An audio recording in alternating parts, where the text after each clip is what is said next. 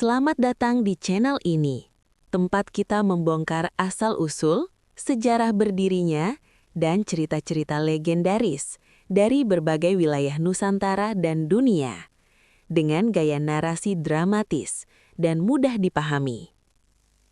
Sebelum kita mulai, pastikan kamu sudah tekan like, subscribe, dan tulis di kolom komentar cerita asal-usul apa yang ingin kamu dengar berikutnya. Karena komentar kamu bisa jadi episode selanjutnya. Sekarang, siapkan waktumu, karena kisahnya dimulai dari sini. Pernahkah kamu membayangkan, ibu kota terbesar di Indonesia dulunya hanyalah sebuah pelabuhan kecil bernama Sunda Kelapa? Tempat kapal-kapal kayu berlabuh, pedagang rempah tawar-menawar, dan mata-mata kerajaan berkeliaran diam-diam. Tapi satu pertempuran besar mengubah segalanya. Nama kota diganti, kekuasaan dipatahkan. Dan dari kemenangan itulah lahir nama Jayakarta, cikal bakal Jakarta yang kita kenal hari ini.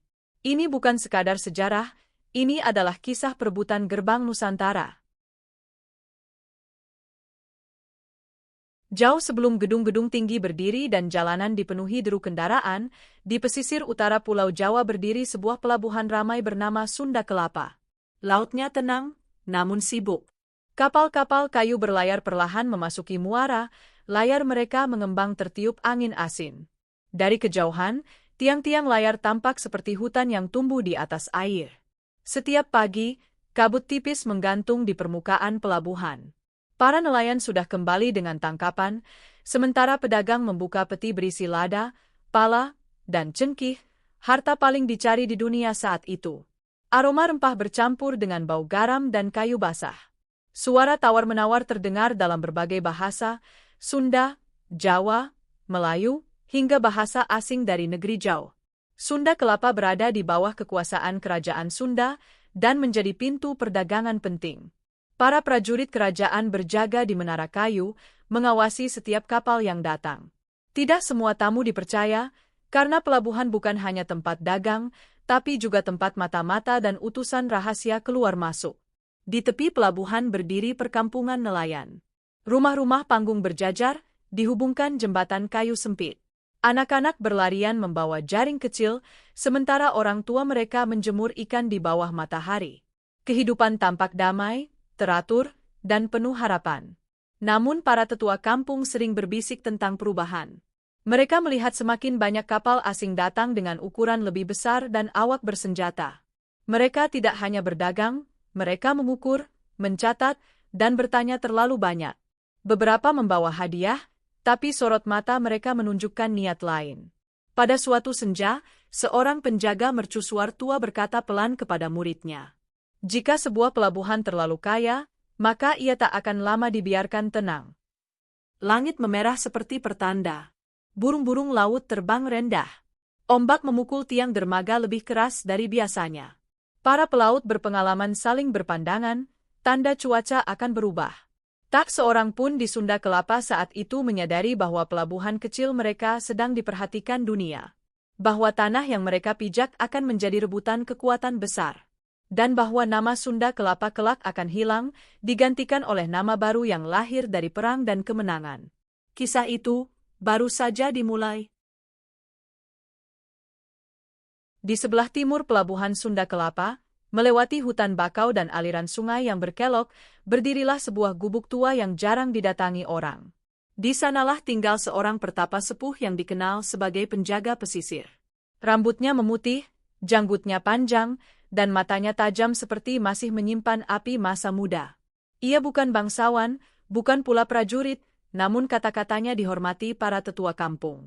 Konon, ia dahulu adalah penasehat pelayaran kerajaan yang memilih mengasingkan diri setelah melihat terlalu banyak pertumpahan darah di pelabuhan-pelabuhan besar. Sejak itu, ia lebih sering membaca tanda alam daripada membaca peta. Suatu malam, langit di atas Sunda Kelapa dipenuhi awan bergerak cepat meski angin darat terasa lemah. Ombak datang tidak beraturan. Burung camar menjerit dan menjauh dari garis pantai. Sang pertapa menatap laut lama sekali, lalu menancapkan tongkatnya ke pasir. Gerbang ini akan diperebutkan, gumamnya. Bukan oleh satu, tapi banyak kekuatan. Keesokan paginya, Beberapa nelayan datang meminta petunjuk tentang musim tangkap. Namun yang mereka terima justru peringatan. Sang Pertapa berkata bahwa pelabuhan akan menjadi pusat badai manusia, bukan badai angin. Akan ada perjanjian yang dilanggar, tamu yang berubah menjadi penguasa, dan pertempuran yang menentukan nama tanah ini. Berita ramalan itu menyebar pelan namun pasti. Sebagian orang menertawakan. Mereka menganggap itu hanya kata-kata orang tua yang terlalu lama hidup sendiri. Tapi sebagian lain mulai gelisah. Terutama para pedagang yang melihat perubahan nyata. Kapal-kapal asing kini datang dengan pengawal bersenjata, dan mereka mulai meminta hak khusus untuk berdagang.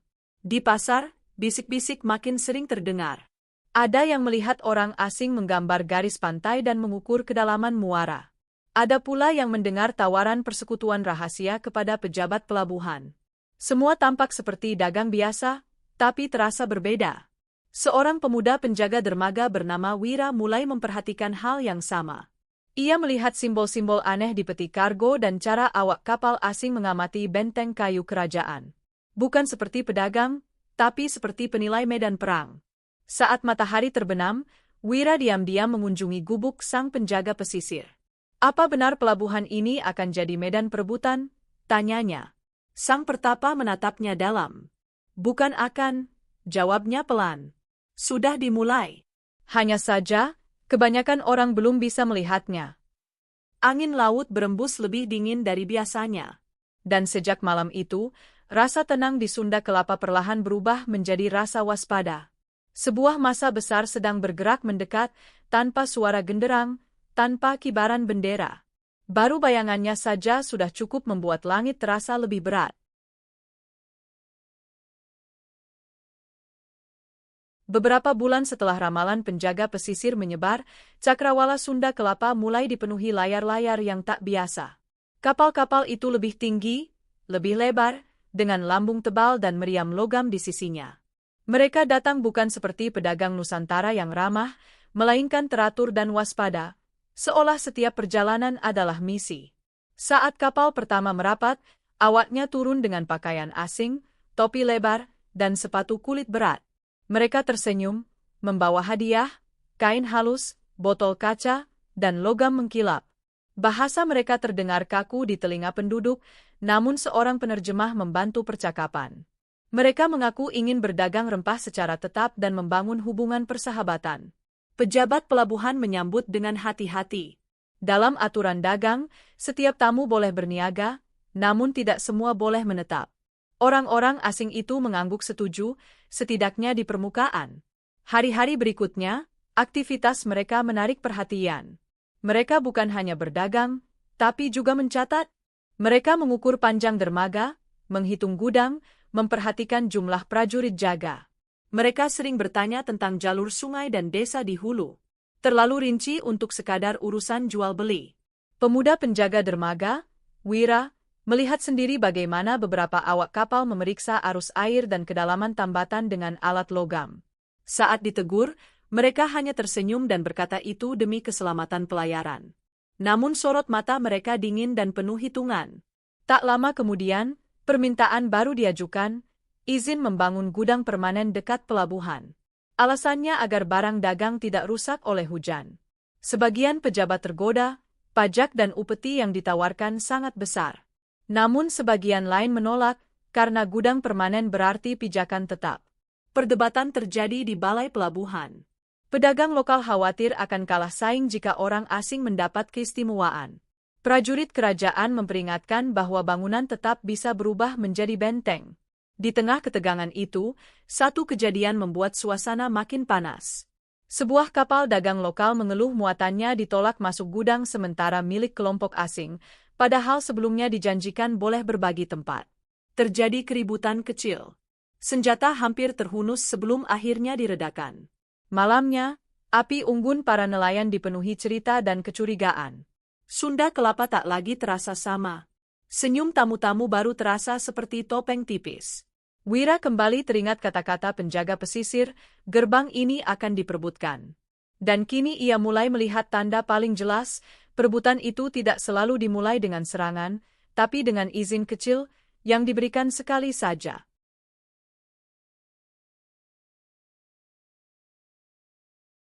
Kabar tentang meningkatnya tekanan di Sunda Kelapa akhirnya sampai ke telinga para penguasa di pesisir utara Jawa.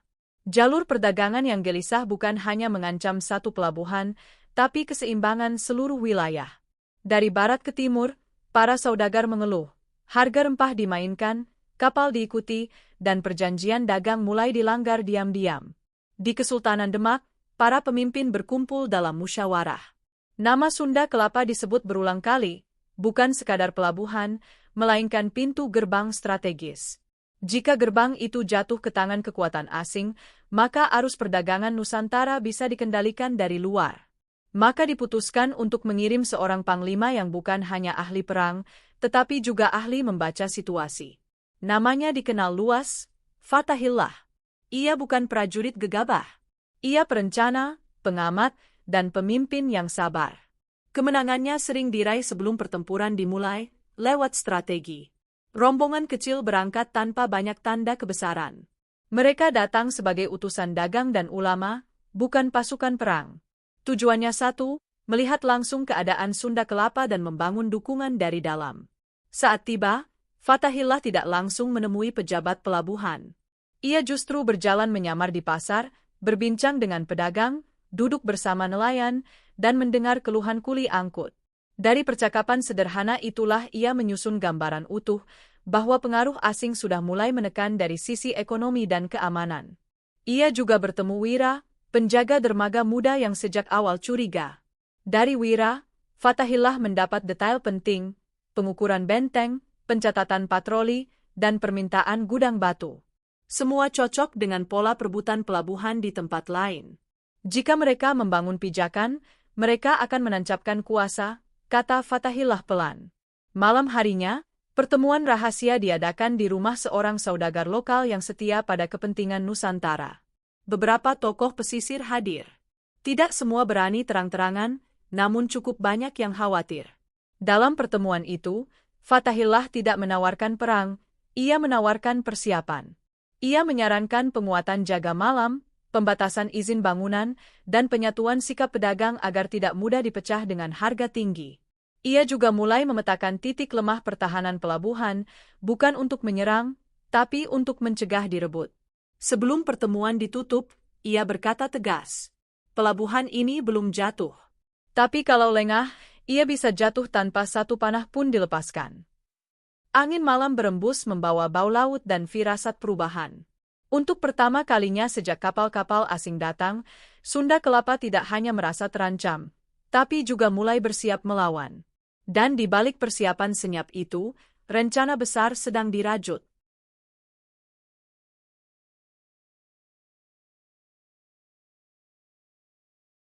Fatahillah tahu, merebut atau mempertahankan pelabuhan tidak selalu dimulai dengan dentuman senjata. Sunda Kelapa adalah simpul dagang, urat nadinya ada pada suplai, kepercayaan, dan persatuan para pedagangnya. Jika tiga hal itu dikuatkan, maka pengaruh asing bisa dipatahkan bahkan sebelum perang terjadi. Hari-hari berikutnya, ia bergerak senyap. Ia menemui para saudagar besar satu persatu, bukan dalam forum terbuka, melainkan percakapan pribadi. Ia memperingatkan bahwa harga tinggi yang ditawarkan pihak asing hanyalah umpan. Jika pasokan sudah dikuasai, harga akan dijatuhkan, dan pedagang lokal akan tersingkir. Sebagian percaya, sebagian ragu. Namun Fatahillah tidak memaksa, ia menunjukkan contoh dari pelabuhan lain yang pernah jatuh dengan cara serupa. Pelan-pelan, kesadaran tumbuh. Beberapa saudagar sepakat membatasi penjualan langsung ke pihak asing dan kembali menguatkan jaringan dagang antar pelabuhan Nusantara. Di sisi lain, ia mengatur pengawasan jalur masuk. Bersama para pemuda pelabuhan seperti Wira, ia membentuk regu ronda tambahan. Mereka tidak berseragam perang, agar tidak memicu kecurigaan, namun terlatih memberi tanda cepat bila terjadi gerakan mencurigakan di malam hari. Gudang-gudang strategis mulai dipindahkan isinya secara bertahap ke lokasi yang lebih aman di hulu sungai. Jika terjadi perebutan mendadak, pihak asing tidak akan mendapatkan apa yang mereka incar. Ini bukan mundur, ini mengamankan nadi logistik. Fatahillah juga menyebarkan kabar tandingan. Melalui pelaut dan juru kabar, ia menyampaikan bahwa Sunda Kelapa tidak selemah yang terlihat dan telah mendapat dukungan dari kekuatan pesisir lain. Tujuannya jelas, membuat lawan berpikir dua kali dan menunda langkah agresif. Sementara itu, permintaan pembangunan gudang batu dari pihak asing masih tertahan karena perdebatan pejabat pelabuhan. Tekanan suap dan janji hadiah makin besar. Situasi menjadi genting, keputusan bisa berubah kapan saja. Dalam sebuah rapat kecil tengah malam, Wira bertanya, "Jika mereka tetap memaksa, apakah kita siap perang?" Fatahillah menatap peta garis pantai yang digambar di atas kain. "Perang adalah pilihan terakhir," jawabnya. "Tapi jika harus terjadi, kita pastikan terjadi di waktu dan tempat yang kita pilih, bukan mereka." Ia lalu menunjuk muara sungai dan jalur dangkal yang hanya diketahui pelaut lokal. Rencana mulai disusun, titik penyergapan, sinyal asap, dan penguncian dermaga dengan kapal-kapal tua yang siap dibakar bila perlu. Persiapan itu berjalan tanpa genderang, tanpa teriakan. Sunda Kelapa tampak seperti biasa di siang hari, pasar tetap ramai, kapal tetap datang. Namun di balik keramaian itu, sebuah strategi penaklukan sedang disusun rapi. Bukan untuk menguasai pelabuhan mereka sendiri, tapi untuk memastikan pelabuhan itu tidak jatuh ke tangan yang salah. Fajar belum sepenuhnya terbit ketika kabut tebal turun menyelimuti perairan Sunda Kelapa. Biasanya nelayan sudah mulai melaut pada jam itu, namun pagi terasa ganjil, terlalu sunyi. Burung laut terbang rendah, dan ombak memukul tiang dermaga dengan irama gelisah. Di menara jaga, Wira menyipitkan mata. Di balik kabut, bayangan kapal-kapal besar bergerak lebih dekat dari biasanya. Tanda bahaya segera dibunyikan, 3 pukulan gong pendek. Prajurit pelabuhan bersiaga. Dari arah laut, perahu-perahu bersenjata mulai diturunkan dari kapal asing. Mereka bergerak cepat, bukan seperti rombongan dagang, melainkan pasukan serbu. "Ini bukan kunjungan," kata Wira tegang. Namun Fatahillah sudah memperkirakan kemungkinan itu. Isyarat asap tipis naik dari sisi timur, tanda rencana pertahanan dijalankan. Kapal-kapal kayu tua yang sebelumnya tampak terbengkalai perlahan ditarik menutup jalur tambat utama. Di bawahnya telah disiapkan minyak dan serabut kering. Saat perahu-perahu penyerang mendekat, panah api dilepaskan. Dalam sekejap, barikade kapal terbakar, menciptakan dinding api di atas air. Jalur cepat menuju dermaga tertutup. Pasukan penyerang terpaksa memutar ke jalur dangkal, wilayah yang telah dipetakan Fatahillah sebagai titik jebakan. Dari balik kabut, perahu-perahu kecil nelayan meluncur, namun kali ini membawa pemanah dan tombak.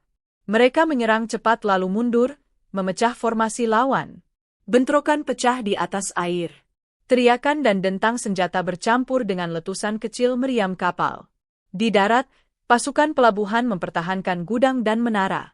Pertempuran jarak dekat tak terhindarkan ketika sebagian penyerang berhasil merapat di sisi barat. Wira bertarung di garis depan, menahan dorongan dengan perisai kayu dan tombak pendek. Ia bukan prajurit istana, tapi ia bertarung untuk rumahnya sendiri. Fatahillah memimpin dari titik tengah, mengatur pergerakan seperti permainan papan. Ia tidak mengejar semua musuh, hanya memukul titik terlemah mereka. Jalur suplai perahu diputus. Pembawa mesiu disasar lebih dulu. Tanpa pasokan, daya gempur lawan melemah cepat. Matahari naik, kabut menipis, dan pemandangan pertempuran terbuka jelas. Beberapa kapal asing mengalami kerusakan dan mulai mundur menjauh dari jangkauan panah api. Sisa pasukan serbu ditarik kembali dengan tergesa. Sorak kemenangan tidak langsung pecah, semua masih waspada jika serangan kedua datang. Namun hingga tengah hari, laut hanya berisi bangkai perahu dan puing kayu terbakar. Serangan itu gagal. Di dermaga yang hangus sebagian, Fatahillah berkata pelan kepada para pejuang. "Hari ini kita tidak hanya bertahan. Kita menunjukkan bahwa pelabuhan ini tidak bisa diambil dengan kejutan." Sunda Kelapa terluka, tapi tidak jatuh.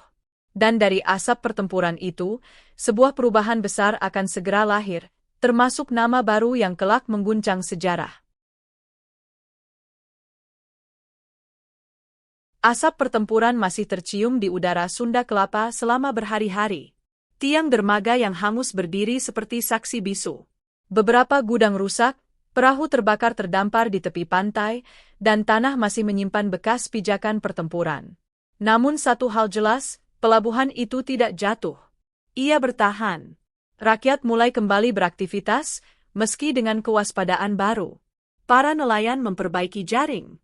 Pedagang menata ulang barang dagangan. Prajurit berjaga 2 kali lebih ketat. Kemenangan tidak dirayakan dengan pesta besar, melainkan dengan napas lega dan syukur diam-diam. Di balai pertemuan pelabuhan, para tokoh pesisir, saudagar, dan pemimpin pasukan berkumpul. Mereka sadar, kemenangan ini bukan sekadar keberhasilan menahan serangan, tapi titik balik arah sejarah wilayah itu. Untuk pertama kalinya, ancaman besar dari luar berhasil dipukul mundur lewat persatuan. Fatahillah berdiri di tengah pertemuan. Pakaiannya masih sederhana, namun wibawanya terasa kuat. Ia tidak berbicara tentang kejayaan pribadi, melainkan tentang makna kemenangan bersama. Kita tidak hanya mempertahankan tanah, katanya tenang. Kita memenangkan hak untuk menentukan nasib pelabuhan ini sendiri. Seorang tetua bertanya, apakah Sunda Kelapa akan tetap memakai nama lamanya setelah peristiwa sebesar ini? Ruangan hening. Nama lama terasa terikat dengan masa yang hampir direbut. Banyak yang merasa sebuah babak baru telah dimulai, dan babak baru layak memiliki nama baru. Setelah bermusyawarah, Fatahillah mengusulkan sebuah nama. Jayakarta, dari kata jaya yang berarti kemenangan, dan karta yang berarti tercapai atau terwujud. Maknanya, kemenangan yang sempurna atau kemenangan yang diraih dengan usaha nyata. Usulan itu disambut gumam setuju yang cepat berubah menjadi anggukan bulat. Nama itu bukan sekadar simbol, tapi pernyataan sikap. Pelabuhan ini tidak lagi hanya titik dagang, melainkan lambang perlawanan dan keberhasilan. Upacara sederhana digelar di tepi dermaga. Sebuah panji baru dinaikkan. Doa dipanjatkan. Para pejuang yang gugur disebut namanya satu persatu. Wira berdiri di antara para penjaga lain, dadanya bergetar saat nama baru itu diumumkan keras ke arah laut. Mulai hari ini, seru pemimpin upacara, Sunda Kelapa kita sebut Jayakarta. Sorak tidak meledak, tapi menggelombang, berat, bangga, dan penuh makna. Angin laut berembus membawa suara itu ke perairan terbuka, seolah mengabarkan pada dunia bahwa gerbang pesisir ini telah memiliki identitas baru. Namun Fatahillah tahu, perubahan nama bukan akhir perjuangan. Justru sebaliknya, nama Jayakarta akan menarik perhatian lebih besar. Kemenangan telah diraih. Dan kemenangan sering mengundang perebutan berikutnya.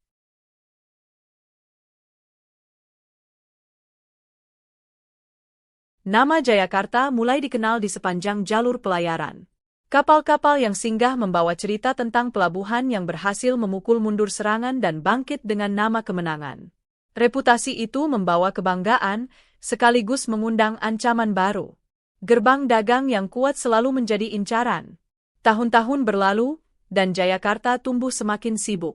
Gudang diperkuat, menara jaga ditinggikan, dan jalur sungai dijaga lebih ketat. Para pedagang Nusantara merasa lebih aman berdagang di sana. Namun di kejauhan, kekuatan kolonial lain mengamati dengan sabar. Mereka tidak datang dengan serangan terburu-buru, mereka datang dengan rencana jangka panjang. Kali ini, pendekatannya berbeda. Mereka menjalin persekutuan, membuat kontrak, memanfaatkan perselisihan antar kelompok, dan menanam pengaruh lewat utang serta perlindungan bersenjata. Jayakarta tidak lagi diserang hanya dari laut, tapi juga dari meja perundingan. Sebagian elit lokal tergoda kerjasama dagang eksklusif. Sebagian lain menolak keras. Perpecahan kecil mulai muncul. Itulah celah yang ditunggu. Benteng-benteng baru dibangun oleh pihak asing dengan alasan melindungi aset dagang mereka. Meriam dipasang untuk keamanan. Prajurit bayaran didatangkan. Keseimbangan perlahan bergeser. Jayakarta yang dulu menang lewat persatuan kini diuji oleh perbedaan kepentingan. Ketegangan akhirnya meledak menjadi konflik terbuka. Bentrokan bersenjata terjadi di sekitar pusat pelabuhan. Pertahanan lokal bertarung keras, namun kali ini lawan datang dengan persenjataan lebih berat dan dukungan logistik lebih kuat. Pertempuran berlangsung berhari-hari. Api membakar sebagian kota. Banyak penduduk mengungsi ke pedalaman. Pada akhirnya, Jayakarta jatuh ke tangan kekuatan kolonial baru. Nama kemenangan itu dihapus dari peta resmi mereka dan diganti dengan nama baru, Batavia. Dengan nama itu, mereka membangun kota bergaya Eropa, kanal digali, tembok batu didirikan, dan pusat pemerintahan kolonial dibentuk. Namun nama boleh diganti, ingatan tidak mudah dihapus. Di kampung-kampung sekitar, orang-orang tua masih menyebut wilayah itu Jayakarta saat bercerita kepada anak cucu. Mereka mengingat hari ketika pelabuhan itu menang dan menamai dirinya dengan keberanian. Wira, yang kini telah menua, pernah berkata kepada murid-murid jaga, nama di peta bisa berubah oleh penguasa. Tapi nama di hati rakyat ditentukan oleh perjuangan. Batavia berdiri megah di atas bekas Jayakarta. Kota itu kini dikuasai, diatur, dan dijadikan pusat kekuatan kolonial. Namun bara sejarah belum padam. Karena suatu hari nanti, nama lama, nama kemenangan itu, akan dipanggil kembali.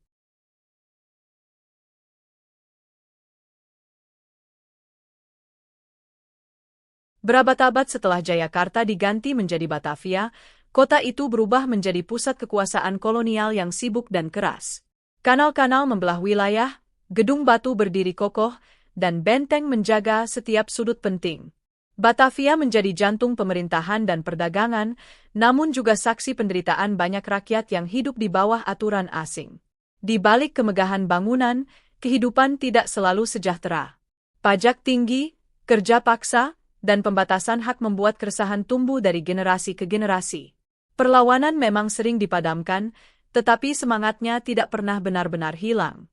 Kisah tentang Jayakarta, kota kemenangan, masih diceritakan diam-diam dari mulut ke mulut. Memasuki abad baru, gelombang perubahan dunia mulai terasa. Perang besar mengguncang banyak wilayah. Kekuasaan kolonial melemah. Di Batavia, kelompok-kelompok pergerakan mulai berani menyuarakan kemerdekaan. Organisasi, surat kabar, dan pertemuan rahasia bermunculan. Kata, merdeka, tidak lagi hanya bisikan, tapi seruan. Para pemuda kota menjadi penggerak utama. Mereka mempelajari sejarah, termasuk asal nama Jayakarta. Bagi mereka, nama itu bukan sekadar catatan lama, tapi simbol bahwa kota ini pernah menang melawan kekuatan luar. Simbol itu menyalakan rasa percaya diri.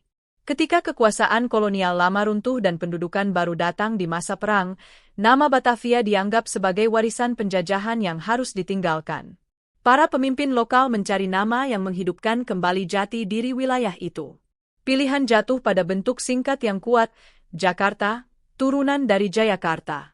Nama itu diangkat kembali ke permukaan, bukan sebagai kenangan, tetapi sebagai identitas baru yang berakar pada kemenangan masa lalu. Saat nama Jakarta mulai digunakan secara resmi, banyak orang merasakan getaran sejarah, seolah lingkaran waktu menutup dan membuka bab baru sekaligus. Spanduk dan pengumuman memakai nama Jakarta. Dokumen-dokumen lokal mulai menuliskannya. Di pasar dan perkampungan, orang-orang mengucapkannya dengan bangga. Nama itu terasa lebih dekat, lebih milik sendiri. Seorang guru tua berkata kepada murid-muridnya, Batavia adalah nama yang diberikan kepada kita. Jakarta adalah nama yang kita pilih sendiri. Dan dari sanalah, kota itu melangkah menuju perannya yang terbesar, menjadi pusat perjuangan kemerdekaan dan kelak ibu kota sebuah negara merdeka. Nama lama telah kembali, membawa roh kemenangan yang pernah lahir di tepi pelabuhan berabad-abad sebelumnya.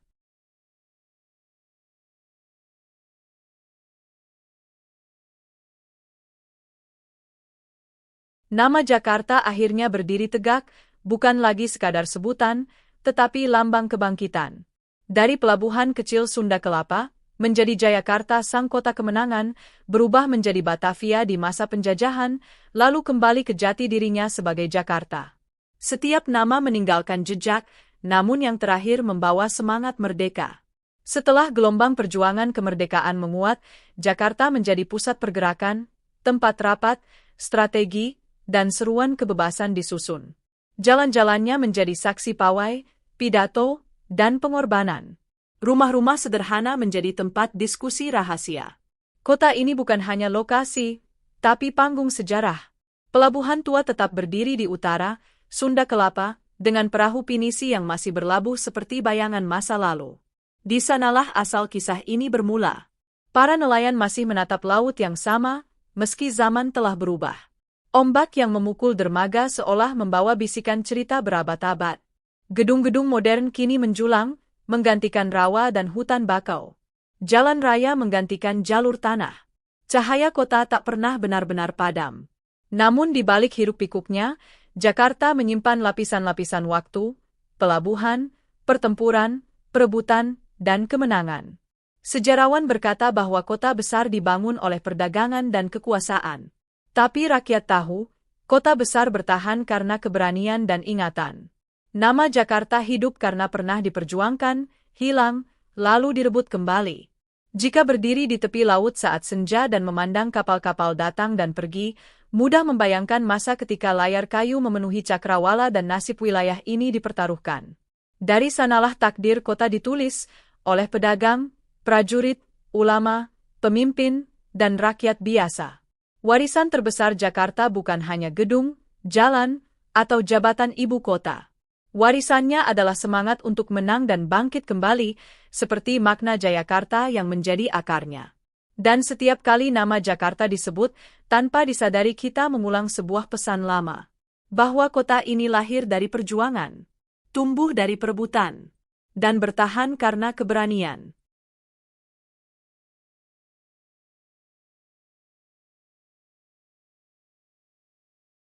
Dari pelabuhan kecil bernama Sunda Kelapa, menjadi Jayakarta sang kota kemenangan, berubah menjadi Batavia di masa penjajahan, hingga akhirnya kembali sebagai Jakarta, ibu kota yang kita kenal hari ini. Setiap nama adalah bab, setiap bab adalah perjuangan. Sejarah Jakarta bukan hanya tentang pergantian kekuasaan, tapi tentang keteguhan sebuah tempat yang selalu bangkit meski berkali-kali diperebutkan. Dari dermaga kayu hingga gedung pencakar langit, dari layar perahu hingga cahaya kota yang tak pernah tidur, semuanya berdiri di atas jejak cerita panjang. Saat kita menyebut nama Jakarta, kita sebenarnya sedang menyebut sebuah warisan, keberanian untuk bertahan, bersatu, dan menang. Jika kamu suka kisah sejarah dan legenda Nusantara seperti ini, jangan lupa dukung dengan subscribe, like, dan bagikan, karena setiap kota punya cerita, dan setiap cerita layak dihidupkan kembali. Sampai jumpa di kisah berikutnya. Begitulah kisah di balik asal-usul dan sejarah yang jarang dibahas. Bukan sekadar cerita masa lalu, tapi jejak yang membentuk dunia yang kita kenal hari ini. Kalau kamu suka konten cerita sejarah, asal-usul kota, legenda, dan kisah tersembunyi seperti ini, jangan lupa bantu channel ini berkembang dengan klik like, subscribe, dan share ke teman kamu. Tulis juga di kolom komentar, kisah apa yang ingin kamu dengar di episode berikutnya. Siapa tahu, cerita pilihan kamu yang akan kita angkat selanjutnya. Terima kasih sudah menonton sampai akhir. Sampai bertemu di kisah berikutnya, karena setiap tempat punya rahasianya sendiri.